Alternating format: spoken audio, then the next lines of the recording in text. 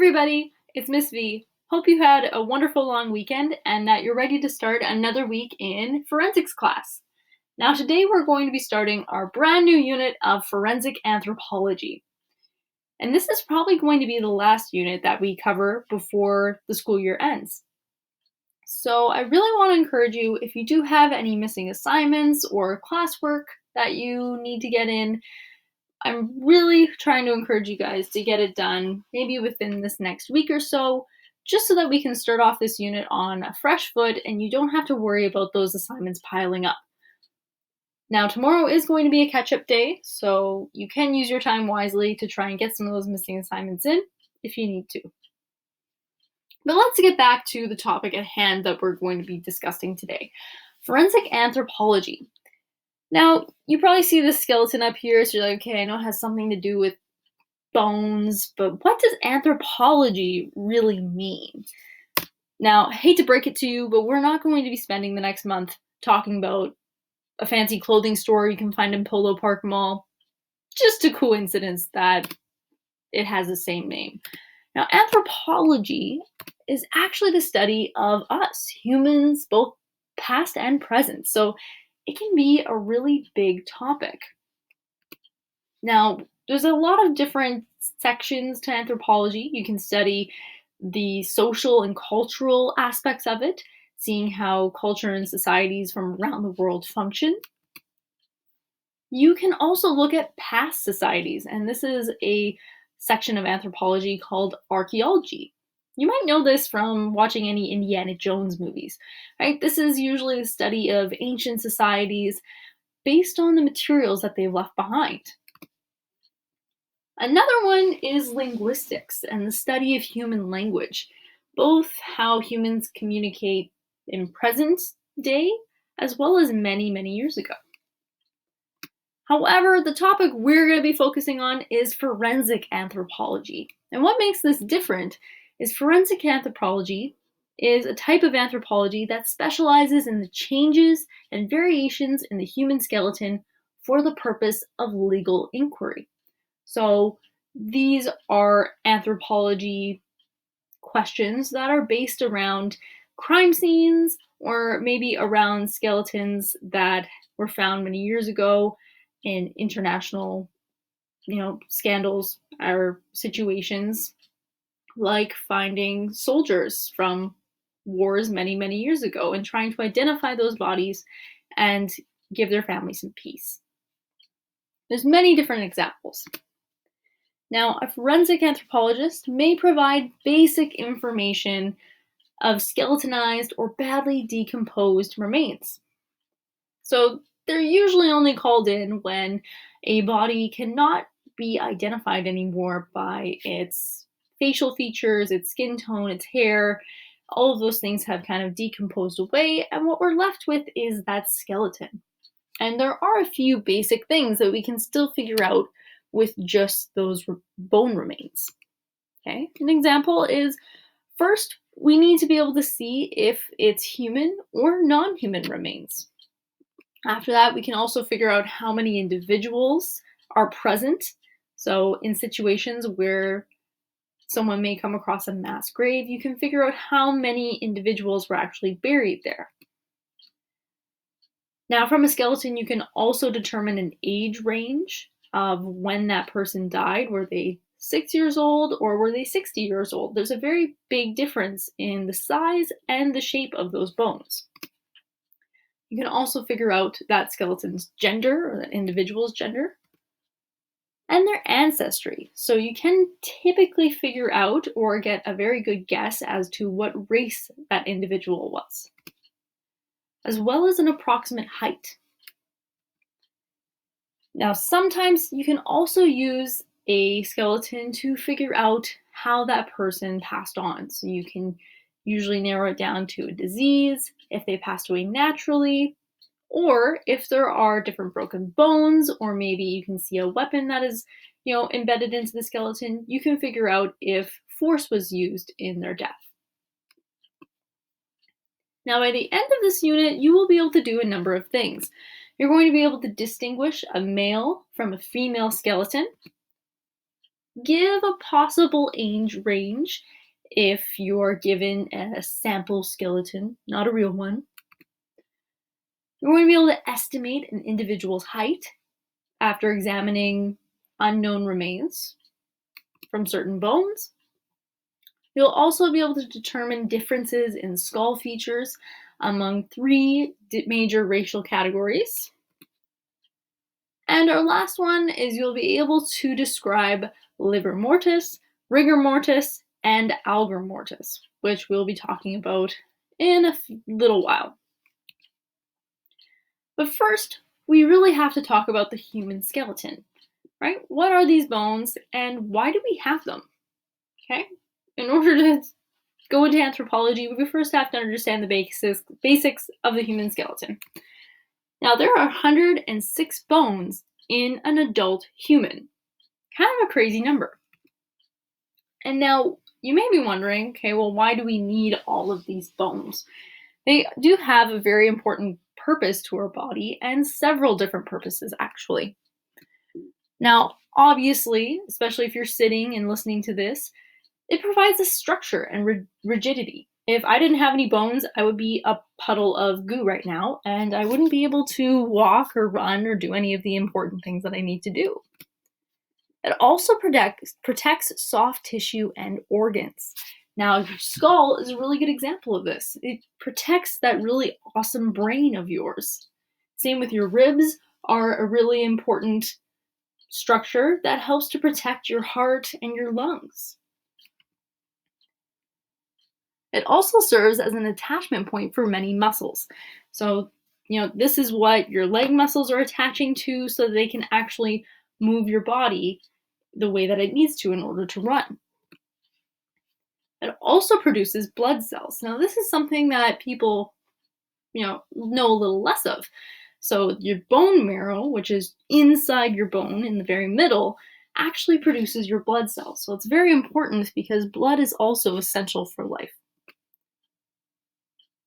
And it also serves as a storage area for minerals. So, drinking milk or, just absorbing different minerals, it almost acts like a deposit. So, for example, calcium. If you drank a lot of milk and you have excess minerals like calcium floating around in your blood, a buildup will occur within the bones. So when supply of calcium in your blood is low, they will then be withdrawn from the bones to replenish that supply. So it's kind of like saving it for later.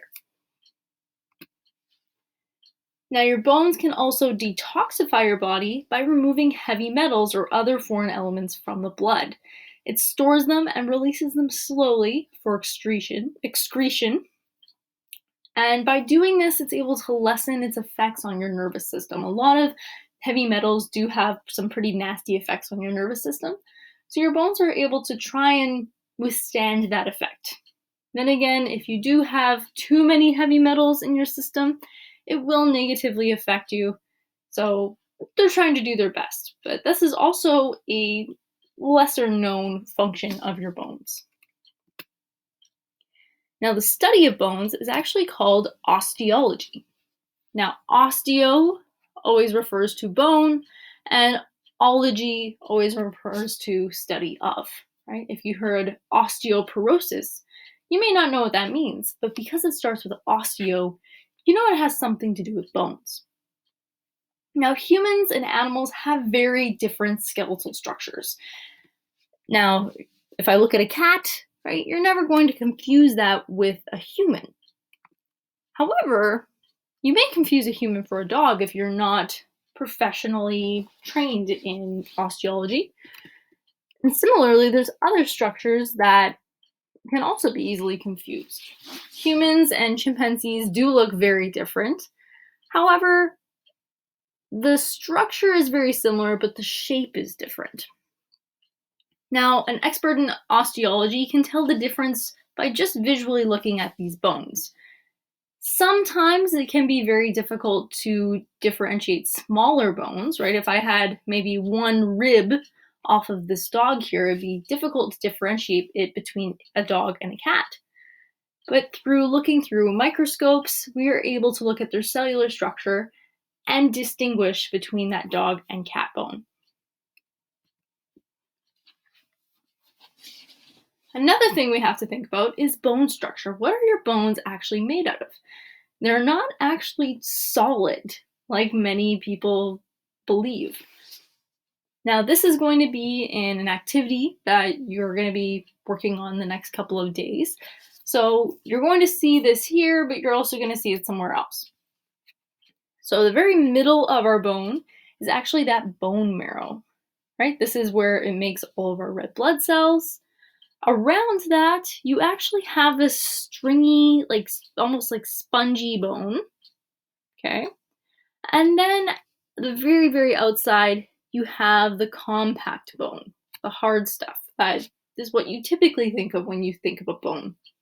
And in between, you actually have blood vessels that run from the outside of your bone and go inside to help nourish all of the structures that are going on inside here. Now, the way that your blood vessels are able to travel into your bone is through tiny microscopic holes, like this one. They're also called osteons, and these are what carry their blood supply into the bone to help and keep it healthy and keep nutrients and oxygen going to it. Now, healthy bone tends to have a similar structure here.